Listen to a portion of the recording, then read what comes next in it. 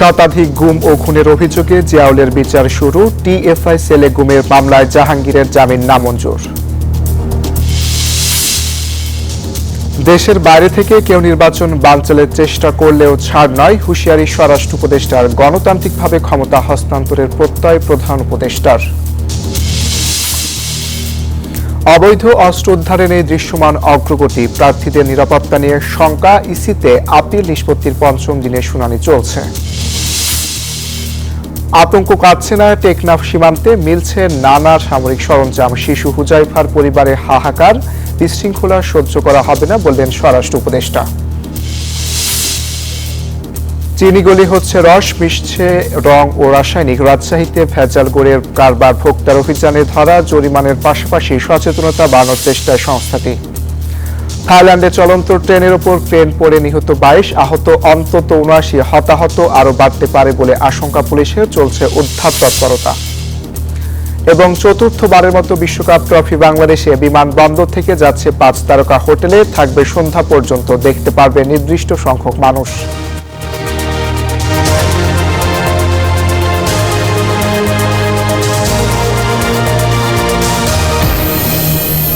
স্বাগত নিউজ 24 সংবাদে, সঙ্গে আছি আমি শাহাদিয়া রঙ্কুর। দেখছিলেন বিআরবি কেবল সংবাদ শিরোনামগুলো, এবার বিস্তারিত। সাবেক সেনা কর্মকর্তা জিয়াউল আহসানের বিরুদ্ধে চার্জ গঠনের মধ্য দিয়ে গুমের প্রথম কোনো মামলার ট্রাইব্যুনালে শুরু হলো বিচার। সাক্ষ্য গ্রহণ শুরু হবে 8 ফেব্রুয়ারি। চিফ প্রসিকিউটর তাজুল ইসলাম বলেন, গুমের পর খুন করে নদীতে মরদেহ ফেলার মাস্টার মাইন্ড ছিলেন নিন্দিত জিয়াউল আহসান। এদিকে গুমের আরেক মামলায় সেনা কর্মকর্তা জাহাঙ্গীর আলমের জামিন আবেদন নামঞ্জুর করেছেন ট্রাইব্যুনাল। সাবেক সেনা কর্মকর্তা জিয়াউল আহসান, শতাধিক গুম ও খুনের অভিযোগ তার বিরুদ্ধে। গাজীপুর, বরগুনার পাথরঘাটা আর সুন্দরবন এসব এলাকাগুলোতেই ঘটানো হয়েছে গুম খুনের নির্মম ঘটনা।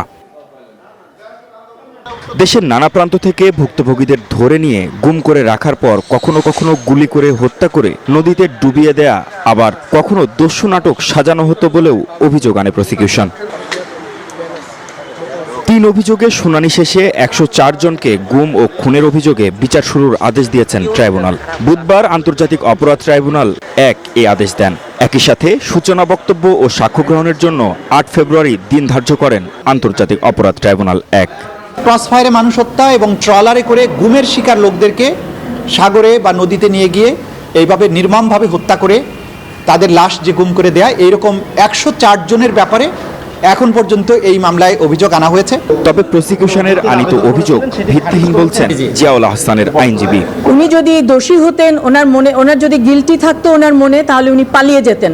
উনি কিন্তু পালিয়ে যাননি। এদিকে টিএফআই সেলে আরেক গুমের মামলায় সেনা কর্মকর্তা জাহাঙ্গীর আলমের জামিন আবেদন খারিজ করেন আন্তর্জাতিক অপরাধ ট্রাইব্যুনাল 1। তবে সেনা কর্মকর্তাদের আইনজীবীদের টিএফআই সেল পরিদর্শনের অনুমতি দিয়েছেন ট্রাইব্যুনাল। সেই মামলায় একজন আসামির পক্ষ থেকে জামিন প্রার্থনা করা হয়েছিল, ট্রাইব্যুনাল সেই জামিন নামঞ্জুর করেছেন। এই ঘটনাস্থল অর্থাৎ টিএফআই সেল ভিজিট করার জন্য সেখানে আসামি পক্ষের আইনজীবীরা সেটা ভিজিট করতে চান, এই আবেদনটি মঞ্জুর করা হয়েছে। তো সব কথা শোনার পরে মাননীয় আদালত বলেছে এটা ক্যাপ্টেন রেকর্ড রাখা হয়েছে, আমাদের পিটিশন রিজেক্ট করে নাই। এদিন জুলাই গণ অভ্যুত্থান স্মৃতি জাদুঘরে প্রসিকিউশনের জব্দ করা জুলাই হত্যাকাণ্ডের মামলার আলামত 1 মাসের জন্য প্রদর্শনী করার অনুমতিও দিয়েছেন ট্রাইব্যুনাল। মাহমুদ হাসান, নিউজ 24, ঢাকা। দেশের বাইরে থেকে কেউ নির্বাচন বানচালের চেষ্টা করলে তাদের কোনো ছাড় নাই। চট্টগ্রামে বিজিবির কুচকাওয়াজ অনুষ্ঠানে এমন হুঁশিয়ারি দিয়েছেন স্বরাষ্ট্র উপদেষ্টা। জানান, আসন্ন নির্বাচন শান্তিপূর্ণ ও উৎসবমুখর করতে সহায়তার জন্য প্রস্তুত বিজিবি। রিক্রুটে নিয়োগ পেয়েছেন সীমান্তে বিএসএফ এর হাতে নিহত ফেলানীর ছোট ভাই আরফান হোসেন। চট্টগ্রামের সাতকানিয়ায় বীরুত্তম মুজিবুর রহমান প্যারেড গ্রাউন্ডে নতুন উর্দিগায়ে চোখে স্বপ্ন নিয়ে কুচকাওয়াজে পা মেলান সদ্য প্রশিক্ষণপ্রাপ্ত বিজিবি সদস্যরা। প্রশিক্ষণ সমাপনী আয়োজনে সাক্ষী হন স্বরাষ্ট্র উপদেষ্টা জাহাঙ্গীর আলম চৌধুরী। সশস্ত্র সালামের মধ্য দিয়ে নবীন সৈনিকদের শপথ গ্রহণের আনুষ্ঠানিকতা শুরু হয়। আসন্ন নির্বাচনে সারা দেশে ৬৭টি জেলায় ৩৭,০০০-এর বেশি বিজিবি সদস্য মোতায়েন থাকবে বলেও জানান স্বরাষ্ট্র উপদেষ্টা। বলেন, দেশের বাইরে থেকে নির্বাচন বানচাল করার চেষ্টা হলে কাউকে ছাড় দেয়া হবে না। নির্বাচনটা যেন শান্তিপূর্ণভাবে, সুষ্ঠুভাবে এবং নিরপেক্ষভাবে এবং উৎসবমুখর হতে পারে, এই জন্য কিন্তু তাদের এই প্রশিক্ষণ তাড়াতাড়ি কমপ্লিট করে তাদের বিভিন্ন ইউনিটে পাঠাতে দেওয়া হচ্ছে। তারা এই আগামী 12 ফেব্রুয়ারি যে আমাদের জাতীয় নির্বাচন, এই নির্বাচনে তারা অংশগ্রহণ করবে। রিক্রুটে নিয়োগ পেয়েছেন সীমান্তে বিএসএফ এর হাতে নিহত ফেলানির ছোট ভাই আরফান হোসেন। বলেন, দেশের সার্বভৌমত্ব রক্ষায় কারো কাছে মাথা নোয়াবেন না তারা। আমি সীমান্তে একজন রক্ষিত বাহিনী হয়ে সর্বদা চেষ্টা করব সীমান্তে যেন কোনো বোন বা মা বাবার সন্তানকে যেন এইভাবে হত্যা না করা হয়। আধুনিক প্রশিক্ষণ শেষে দেশের বিভিন্ন সীমান্তে দায়িত্ব নিতে যাচ্ছে তারা। বিজিবি বলছে, যে কোনো চ্যালেঞ্জ মোকাবিলায় এই নতুন সদস্যরা এখন প্রস্তুত। প্রশিক্ষণ শেষ করা এই নবীন সৈনিকেরাই দেশের মানুষের নির্বিঘ্নে ঘুম নিশ্চিত করবে। দেশের সার্বভৌমত্ব রক্ষায় প্রয়োজনে জীবন দিবে, তবুও 1 ইঞ্চি মাটি হাতছাড়া করবে না। চট্টগ্রামের সাতকানিয়া থেকে মাসুদ সুমন, নিউজ 24। ভোটের মাধ্যমে নির্বাচিত দলের কাছে ক্ষমতা হস্তান্তর করতে প্রস্তুত অন্তর্বর্তী সরকার। সাবেক 2 মার্কিন কূটনীতিকে এসব কথা জানান প্রধান উপদেষ্টা ডক্টর মোহাম্মদ ইউনূস। মঙ্গলবার রাষ্ট্রীয় অতিথি ভবন যমুনায় প্রধান উপদেষ্টার সাথে সৌজন্য সাক্ষাৎ করেন আলবার্ট গম্বিস ও মার্স্টন। জানান, এই নির্বাচনকালে তার সরকার সম্পূর্ণ নিরপেক্ষ থাকার পাশাপাশি একই সঙ্গে সব রাজনৈতিক দলের জন্য সমান সুযোগ ও নিরপেক্ষ প্রশাসন নিশ্চিত করবে। আসন্ন ত্রয়োদশ জাতীয় সংসদ নির্বাচনে 153 জন প্রার্থীর কাছে রয়েছে বৈধ আগ্নেয়াস্ত্র, যার মধ্যে 103 জন ব্যবসায়ী, যদিও এসব ব্যবহার করা যাবে না 14 ফেব্রুয়ারি পর্যন্ত। অন্যদিকে নির্বাচন সামনে রেখে সরকার সিদ্ধান্ত নিয়েছে ঝুঁকিপূর্ণ ব্যক্তিদের গানম্যান দেওয়ার। বিশ্লেষকরা বলছেন, নির্বাচন সুষ্ঠু করতে নিরাপত্তার জন্য সর্বোচ্চ গুরুত্ব দিতে হবে। 2026 সালের ফেব্রুয়ারি মাসের 12 তারিখ রোজ বৃহস্পতিবার ত্রয়োদশ জাতীয় নির্বাচনের তফসিল ঘোষণার পরদিন গুলিবিদ্ধ হন ইনকিলাব মঞ্চের মুখপাত্র ও ঢাকা 8 আসনের প্রার্থী হতে চাওয়া শরীফ ওসমান হাদি। ওই ঘটনার পর থেকেই নিরাপত্তা নিয়ে শঙ্কা দেখা দেয় সম্ভাব্য প্রার্থী ও বিভিন্ন রাজনৈতিক দলের নেতাকর্মীদের মধ্যে। এরপর স্বরাষ্ট্র মন্ত্রণালয়ের কাছে নিরাপত্তা চেয়ে আবেদন করেন বেশ কয়েকজন রাজনীতিবিদ। আবার নির্বাচন কমিশনের কাছেও অনেক প্রার্থী নিরাপত্তা চেয়েছেন। আবেদনের প্রেক্ষিতে ইতোমধ্যে 20 জনকে দেয়া হয়েছে গানম্যান। সরকারের পক্ষ থেকে প্রার্থীরা কিভাবে নিরাপত্তা নিশ্চিত করবেন সে বিষয়ে নিরাপত্তা প্রটোকল দেওয়ার কথা জানিয়েছিল প্রধান উপদেষ্টার কার্যালয়। তবে সরকারের পক্ষ থেকে নানা প্রতিশ্রুতি দিলেও মাঠ পর্যায়ে প্রার্থীদের নিরাপত্তাহীনতা রয়েই গেছে। জীবনে হুমকি আছে, বুলেটপ্রুফ জ্যাকেট আছে, নির্বাচন সামনে রেখে অবৈধ অস্ত্র উদ্ধার, সন্ত্রাসীদের গ্রেফতার সহ ইসি নানা ধরনের নির্দেশনা দিলেও এক্ষেত্রে দৃশ্যমান অগ্রগতি নেই। অন্যদিকে অপারেশন ডেভিল হান্ট ফেজ 2 এর সবশেষ তথ্য বলছে আগ্নেয়াস্ত্র উদ্ধার হয়েছে মাত্র 156টি। নির্বাচনের সময় অবৈধ অস্ত্রের পাশাপাশি বৈধ অস্ত্রের অপব্যবহার ঠেকানোর চ্যালেঞ্জ রয়েছে। যাচাই বাছাই শেষে মনোনয়নপত্র বৈধ ঘোষণা করা হয়েছে 1182 জনের, যাদের মধ্যে অন্তত 153 জন প্রার্থীর বৈধ আগ্নেয়াস্ত্র রয়েছে বলে জানা গেছে। ইসি বলছে, নির্বাচনের আগেই লাইসেন্স থাকা আগ্নেয়াস্ত্র জমা দিতে স্বরাষ্ট্র মন্ত্রণালয় পরিপত্র জারি করবে। রাজনৈতিক বিশ্লেষকরা বলছেন, বর্তমান আইন শৃঙ্খলা পরিস্থিতি বিবেচনায় ভোটের সময় সরকার কতজন প্রার্থীকে নিরাপত্তা দিতে পারবে সে প্রশ্ন থেকেই যাচ্ছে। সরকার আর এজেন্সি সব মিলেই রাষ্ট্র, সুতরাং রাষ্ট্র নিরাপত্তা দেয় তার কাঠামোর মাধ্যমে। এখন এই কাঠামোগুলো যদি সমন্বয় না হয়, এই কাঠামোগুলো যদি সিরিয়াস না থাকে, এই কাঠামোগুলো যদি লিডারশিপের অভাব থাকে, তাহলে আমরা অনেক সময় চ্যালেঞ্জে পড়ে যাই, ক্রাইসিসে পড়ে যাই। এমন পরিস্থিতিতে প্রার্থীদের গানম্যানের চেয়ে পুরো রাষ্ট্র কাঠামোকে নিরাপদ করা জরুরি বলছেন বিশ্লেষকরা। ভোট সংক্রান্ত সমীকরণের যে প্রেক্ষাপটে যেভাবেই কেউ টার্গেট কিলিং অথবা হত্যার শিকার হোক, এটাকে রাজনৈতিক দল কিংবা নির্বাচন কমিশনের কারোই বিচ্ছিন্ন ঘটনা হিসাবে দেখার সুযোগটা নেই। তাই প্রকৃত ঝুঁকি যথাযথভাবে মূল্যায়ন করে প্রার্থীদের নিরাপত্তা নিশ্চিত করার তাগিদ দিয়েছেন বিশ্লেষকরা। মাসুদ আল আবুনি, নিউজ 24, ঢাকা। এবার জেরুসালেম নির্বাচনের পথে।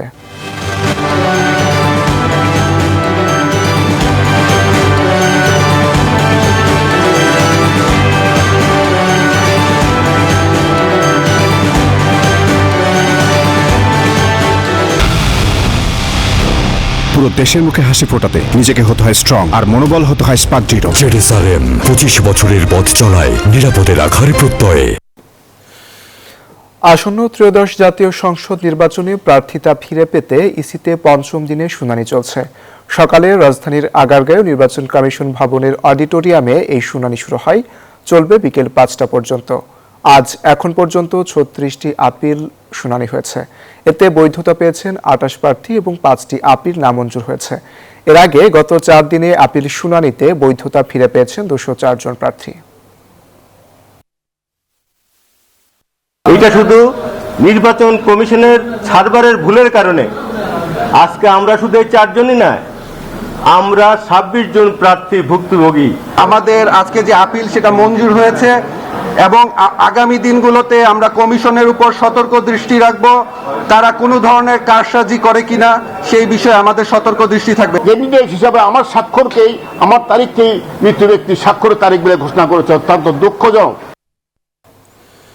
এ নিয়ে আরো তথ্য জানতে নির্বাচন কমিশন থেকে যুক্ত হচ্ছেন সহকর্মী নামিরা আহমেদ। নামিরা, আপিল শুনানি সর্বশেষ কি তথ্য আছে আপনার কাছে?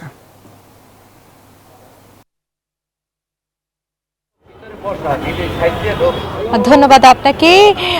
এ পর্যন্ত ত্রয়োদশ জাতীয় সংসদ নির্বাচনকে কেন্দ্র করে আপিল শুনানির পঞ্চম দিনে কিন্তু এখন পর্যন্ত 50টি আপিলের শুনানি হয়েছে, যার মধ্যে 41টি মনোনয়ন ফিরে পেয়েছে এবং বাতিল করা হয়েছে 9টি, পেন্ডিং রয়েছে 1টি।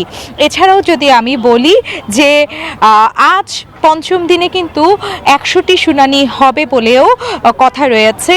তাছাড়া জাতীয় সংসদ নির্বাচনকে কেন্দ্র করে একটা কথা বারবার প্রার্থীরা বলছে গণমাধ্যমকে, সেটা হচ্ছে যে ত্রয়োদশ জাতীয় সংসদ নির্বাচনে যে লেভেল প্লেইং ফিল্ড নিশ্চিত এবং নিরাপত্তা জোরদারের আহ্বান কিন্তু প্রার্থীরা বারংবার করছে এবং তারা বলছেন যদি এবার এইরকম লেভেল প্লেইং ফিল্ডটা সঠিকভাবে নিশ্চিত করতে না পেরে থাকে তাহলে বিগত সময়ের মতোই কিন্তু নির্বাচনগুলো হবে, প্রশ্নবিদ্ধ হবে। এর জন্যে ইসি প্রধান নির্বাচন কমিশনার যিনি আছেন এম নাসিরউদ্দিন সহ সংশ্লিষ্ট সকলের কাছে কিন্তু প্রার্থীরা বারবার আহ্বান জানাচ্ছেন যেন লেভেল প্লেইং ফিল্ডটা যেন নিশ্চিত হয়। সকাল থেকেই দেখা যাচ্ছে যে যারা প্রার্থী আছেন তারা প্রধান যে বুথটি রয়েছেন সেই বুথের সামনে সবাই আসলে অপেক্ষমান রয়েছে। এছাড়াও আজ 221 থেকে 380 অর্থাৎ 100 জন প্রার্থী কিন্তু নির্বাচন কমিশনের আপিল শুনানির কার্যক্রমের মধ্য দিয়ে রয়েছে। তো এ ছিল আমার কাছে নির্বাচন ভবন থেকে সর্বশেষ তথ্য। অঙ্কুর। নামিরা, আপনাকে ধন্যবাদ। ঢাকা কেন্দ্রীয় বিশ্ববিদ্যালয় গঠনের চূড়ান্ত অধ্যাদেশের দাবিতে রাজধানীর টেকনিক্যাল মোড় এলাকায় বিক্ষোভ করছেন 7 কলেজের শিক্ষার্থীরা। সেখানে আছেন সহকর্মী আরিফুল ইসলাম। বিস্তারিত জানতে সরাসরি যুক্ত হব তার সাথে। আরিফুল, কি অবস্থা দেখছেন এখন সেখানে? অঙ্কুর, আমি এই মুহূর্তে মিরপুর টেকনিক্যাল মোড়ে রয়েছি। আর ঢাকা সেন্ট্রাল ইউনিভার্সিটি গঠনের লক্ষ্যে চূড়ান্ত অধ্যাদেশ জারির দাবিতে মূলত দাবিটি বাস্তবায়নের লক্ষ্যে 7 কলেজের শিক্ষার্থীরা রাজধানীর 3টি পয়েন্টে সড়ক অবরোধ করে আন্দোলন করছেন। আর এই মুহূর্তে টেকনিক্যাল মোড়ে দেখছেন যে শিক্ষার্থীরা জড়ো হয়ে আন্দোলন করছেন। একই সাথে হচ্ছে সায়েন্স ল্যাবে তারা সেখানেও সড়ক অবরোধ করে আন্দোলন করছেন। তাঁতিবাজারে হচ্ছে সেখানে সড়ক অবরোধ করে আন্দোলন করছেন। এই যে 3 জায়গায় হচ্ছে সড়ক অবরোধ করে আন্দোলন করা হচ্ছে এবং হচ্ছে তাদের যে দাবি সেই দাবির বাস্তবায়নে মূলত এই আন্দোলন চলছে। একই সাথে তারা বলছেন যে তাদের যে দাবিটি এই দাবিটি হচ্ছে আরো আগে হচ্ছে সমাপ্ত হওয়ার কথা ছিল, কিন্তু সরকারের একটি গাফিলতি বা কালক্ষেপণের বিষয়গুলো হচ্ছে তারা বলছেন। একই সাথে তারা বলছেন যে তাদের যে দাবি সেই দাবির বাস্তবায়নে আজ সারাদিন যেমন তারা হচ্ছে সড়ক অবরোধ করে রাখবেন। একই সাথে তারা বলছেন যে কোনো ধরনের আশ্বাস বা সুনির্দিষ্ট আশ্বাস না পেলে তারা সড়কে অবস্থান নেবেন। আর পূর্ব ঘোষণা অনুযায়ী হচ্ছে রাজধানীর যে 3টি পয়েন্টে আজ সড়ক অবরোধ করা হয়েছে এই 3টি পয়েন্টে মূলত আজ তারা কর্মসূচি পালন করছেন। আর সেই সাথে তারা বলছেন যে যেহেতু পূর্ব ঘোষণা অনুযায়ী এই কর্মসূচি পালন করা হয়েছে, যেহেতু পূর্ব একটি কর্মসূচি ঘোষণা করা হয়েছে, তৎক্ষণাৎ যদি সরকারের পক্ষ থেকে তাদের সাথে বা তাদের যে নীতি নির্ধারকরা রয়েছে তাদের সাথে যদি কোনো যোগাযোগ স্থাপন করা যেত তাহলে সেক্ষেত্রে হয়তো বা তারা এই সড়কে অবস্থান করতো না, এমনটাও কিন্তু শিক্ষার্থীরা বলছেন। এই ছিল রাজধানীর মিরপুর টেকনিক্যাল মোড় থেকে আমার কাছে সবশেষ। অঙ্কুর। আরিফ, আপনাকে ধন্যবাদ। ঢাকার প্রতিবাদের কারণে ওপারে মিয়ানমারের রাখাইন সীমান্তে থেমেছে গোলাগুলি। গুলির শব্দ বন্ধ হলেও আতঙ্ক কাটছে না টেকনাফ সীমান্তে। টেকনাফ সীমান্তে মিলছে আরাকান আর্মির নানা সামরিক সরঞ্জাম। এদিকে গুলিবিদ্ধ শিশু হুজাইফার পরিবারে চলছে হাহাকার। সীমান্তে বিশৃঙ্খলা সহ্য করা হবে না বলে হুঁশিয়ার দিয়েছেন স্বরাষ্ট্র উপদেষ্টা। টেকনাফ থেকে আরও জানাচ্ছেন সহকর্মী নাইমা জিকো।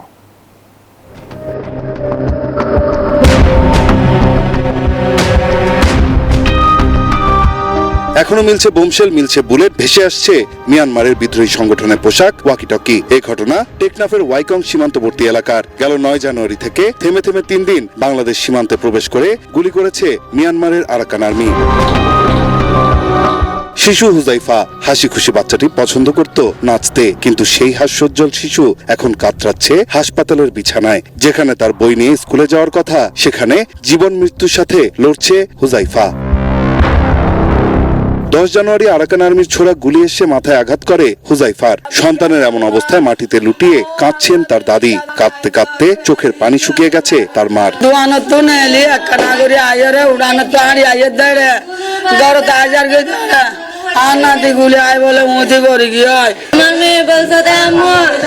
আমি স্কুলে যাব, আমি বলছি রে স্কুলে যাই না, আজকে গুলাগুলি করছে।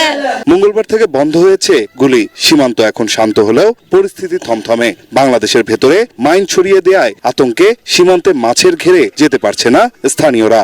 মায়ানমার আরাকান আর্মিরা এখানে বাংলাদেশের ঢুকে এই সরকারি বেরিবান আছে, এই বেরিবানের উপর উঠে আমাদের এখানে গুলি করছে। এলাকাবাসী বলছেন সীমান্ত ঘেঁষা মাছের প্রজেক্টগুলো দখলে নেওয়ার পর থেকে আরাকান আর্মির সঙ্গে মিয়ানমার বিদ্রোহী সংগঠনের সংঘর্ষ শুরু হয়। জেলারা যখন মাছ ধরতে অথবা কিছু নৌকা দেখতে গেছি, তখন আমরা এখানে কি নাই এই ঠ্যাং হাত পা এগুলো উড়ে যায়। এই ঘটনায় স্বরাষ্ট্র উপদেষ্টা হুঁশিয়ারি দিয়ে বলেন, আরাকান আর্মির এমন কর্মকাণ্ড সহ্য করবে না বাংলাদেশ।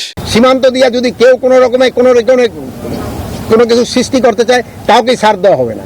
এই ঘটনায় বাংলাদেশে অবৈধভাবে প্রবেশের জন্য 53 জন মিয়ানমারের বিদ্রোহী গ্রুপের সদস্যকে গ্রেপ্তার করেছে বিজিবি। আজ শোকের ছায়া নেমে এসেছে হুজাইফার পরিবারে।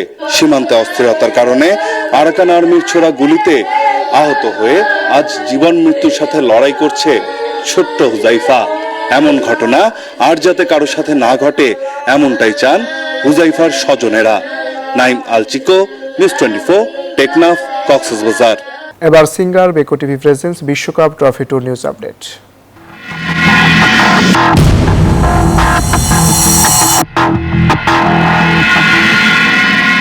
ফুটবল বিশ্বকাপের ট্রফি এসেছে বাংলাদেশে। বিমানবন্দর থেকে রাজধানীর 5 তারকা হোটেল রেডিসন ব্লুতে পৌঁছেছে ট্রফি। বিমানবন্দরে আনুষ্ঠানিকতার পর হোটেল রেডিসন ব্লুতে আসে এই ট্রফি। সাথে 2002 বিশ্বকাপ জয়ী ব্রাজিলের সাবেক মিডফিল্ডার গিলবার্তো সিলভা এসেছেন। গত 3 জানুয়ারি শুরু হয় ফিফা বিশ্বকাপ ট্রফি ট্যুর। সৌদি আরবের রাজধানী রিয়াদে বর্ণাঢ্য আয়োজনের মধ্য দিয়ে এই বিশ্বকাপ ট্রফির বিশ্বভ্রমণের সূচনা করা হয়। 2026 সালের ফিফা বিশ্বকাপ হতে যাচ্ছে ইতিহাসের সবচেয়ে বড় আসর। এ প্রথম 3টি দেশ কানাডা, মেক্সিকো ও যুক্তরাষ্ট্র যৌথভাবে বিশ্বকাপ আয়োজন করতে যাচ্ছে। হোটেল রেডিসন ব্লুতে আছেন। কিছুক্ষণের মধ্যেই দর্শকদের জন্য উন্মুক্ত করা হবে ফুটবল ট্রফি বিশ্বকাপ। সেখানে রয়েছেন আমাদের সহকর্মী আবরার আল দায়ান, সরাসরি যুক্ত হব তার সাথে। আবরার, ট্রফি কতক্ষণ রাখা হবে বলে জানতে পেরেছেন? এই মুহূর্তে অবস্থান করছি 5 তারকা হোটেল রেডিসন ব্লুতে। আপনি এর আগেই যেমনটি জানিয়েছিলেন, আজ সকাল 10টায় কিন্তু বাংলাদেশে ফিফা ফুটবল বিশ্বকাপের যে ট্রফি সেটি এসে পৌঁছেছে। তার সঙ্গে ফিফা প্রতিনিধি হিসেবে গিলবার্তো সিলভা, 2002 বিশ্বকাপ জয়ী ব্রাজিলের তারকা ডিফেন্ডার, তিনিও এই ট্রফির সঙ্গে এসেছেন। ট্রফি ইতিমধ্যে এখানে এসে পৌঁছেছে। কিছুক্ষণের মধ্যেই যারা টিকিট পেয়েছিল, এই ট্রফি দেখার জন্য, তাদের জন্য উন্মুক্ত করা হবে। সেই সঙ্গে যারা আমরা সংবাদকর্মী আছে, তারাও সেই জায়গাটা যেতে পারবো। আমরা এই জায়গাটায় দেখেছি ফিফা বিসি বাফুফেরও অনেক কর্মকর্তা এই ট্রফির সঙ্গে আছেন। আমরা বাফুফের সহসভাপতি ফাহাদ করিমকে দেখেছি। এছাড়াও জামাল ভুঁইয়াকে আমরা সকালে এয়ারপোর্টে দেখেছি ট্রফির সঙ্গে ফটো সেশনে অংশ নিতে। ট্রফিটি আজকে 2টা থেকে সন্ধ্যা পর্যন্ত বাংলাদেশের এই রেডিসন ব্লু হোটেলে অবস্থান করবে। এরপরেই হচ্ছে যে সেটি কোরিয়ার উদ্দেশ্যে রওনা দিবে। এই ট্রফি ট্যুর কিন্তু সৌদি আরব দিয়ে শুরু হয়েছিল জানুয়ারিতে। তো এখন সেটি বাংলাদেশে অবস্থান করছে, এরপরেই সেটি তার অন্য গন্তব্যে পৌঁছে যাবে। আর রেডিসন ব্লু থেকে এই ছিল আমার কাছে সর্বশেষ। অঙ্কুর, দার, আপনাকে ধন্যবাদ। কোনো দলের নেতারা উস্কানি দিয়ে নির্বাচনী পরিবেশ ঘোলাটে করার চেষ্টা করছে, বিএনপি সেই উস্কানিতে পা দিবে না। দুপুরে রাজধানীর নয়াপল্টনে সাংবাদিকদের সঙ্গে আলাপকালে কথা বলেন বিএনপি স্থায়ী কমিটির সদস্য মির্জা আব্বাস। অনেকে নির্বাচন কমিশনের বিধিমালা লঙ্ঘন করে অন্য প্রার্থীর বিরুদ্ধে কথা বলছে। আমি এগুলো বলতে চাই না, কিন্তু আমি খেয়াল করছি যে উদ্দেশ্যমূলকভাবে উস্কানিমূলক কথাবার্তা বলছে, যাতে আমরা একটু ইরিটেট হই, যাতে একটা কোনোরকম ঘটনা ঘটে। তো আমাদের নেতা কর্মীরা অত্যন্ত সুশৃঙ্খল, শান্ত এবং তারা কোনো রকম উস্কানিতে পা দেবে না। নকল ও ভেজালে সয়লাব রাজশাহী সহ দেশের গুড়ের বাজার। রস ছাড়াই চিনি, রং এবং ক্ষতিকারক রাসায়নিক দিয়ে প্রকাশ্যে তৈরি করা হচ্ছে এসব গুড়। লাভের লোভে ক্ষতির কথা জেনেও ভেজাল গুড় বানাচ্ছেন কারখানা মালিকরা। ভোক্তা অধিকারের নিয়মিত অভিযানে উঠে আসে এ চিত্র। ভেজাল গুড় ধ্বংস ও জরিমানার পাশাপাশি মালিকদের মাঝে সচেতনতা সৃষ্টিতে কাজ করার কথা জানায় সংস্থাটি। আর এই ছিল নিউজ 24 সংবাদ। এতক্ষণ সাথে থাকার জন্য ধন্যবাদ।